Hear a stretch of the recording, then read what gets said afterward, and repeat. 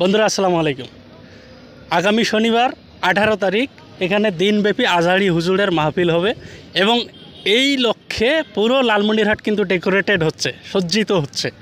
তো এখানে দেখতে পাচ্ছেন যে আমাদের সোহরাওয়ার্দী উদ্যানে মেইন প্যান্ডেলটা হচ্ছে, মেইন আলোচনা সভা এখানে হবে এবং পুরো লালমনিরহাটের এদিকে বলেন সোহরাওয়ার্দী উদ্যানে দিকে সিপি স্কুল মাঠ, রেলওয়ে মাঠ থেকে শুরু করে পুরো লালমনিরহাট মানে উত্তরবঙ্গের যতগুলো জেলা আছে, রংপুর বিভাগের যতগুলো জেলা আছে, আজহারি হুজুর তো প্রতিটা বিভাগে একবার করে যায়।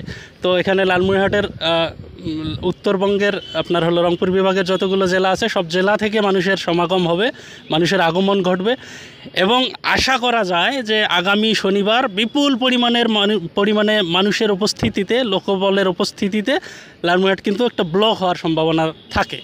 তো সেক্ষেত্রে সার্বিক নিরাপত্তার বিষয়গুলো আমার মনে হচ্ছে যে এগুলো পর্যালোচনা করা দরকার, এগুলো একটু আরও বেশি সোচ্চার হওয়া দরকার এই নিরাপত্তার বিষয়টা সম্পর্কে। কেননা এর আগে আমরা একটা মাহফিলে দেখেছিলাম যে উদ্দেশ্য প্রণোদিত হয়ে কিছু সংখ্যক লোক আজহারি হুজুরের মাহফিলে কিন্তু একটা বিশৃঙ্খলার পরিস্থিতি সৃষ্টি করার চেষ্টা করেছিল এবং সেটা সৌভাগ্যক্রমে খুব বেশি বড় হয়নি। কিন্তু যেহেতু এ ধরনের একটা ঘটনা ঘটেছে সেহেতু আমাদের আগাম সতর্কতা থাকা দরকার বলে আমি মনে করি। আর যারা যারা আসবেন, আমাদের লালমনিরহাটের ভাই ব্রাদাররা তো আসবেনই এবং পার্শ্ববর্তী জেলা থেকে, আসসালামু আলাইকুম ভাই, ভালো আছেন না?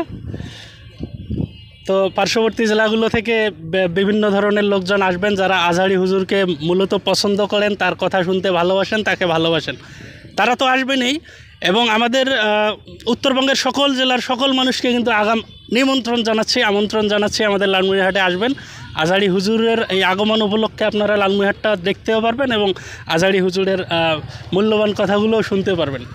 তো মূলত আমরা এটা পরিদর্শনে এসেছিলাম এবং আশেপাশে দেখলাম যে সব জায়গায় ডেকোরেশন চলছে, সাজসজ্জা চলছে। আগামী শনিবার সবার অগ্রিম নিমন্ত্রণ থাকলো, স্বাগতম জানাচ্ছি সবাইকে, ধন্যবাদ।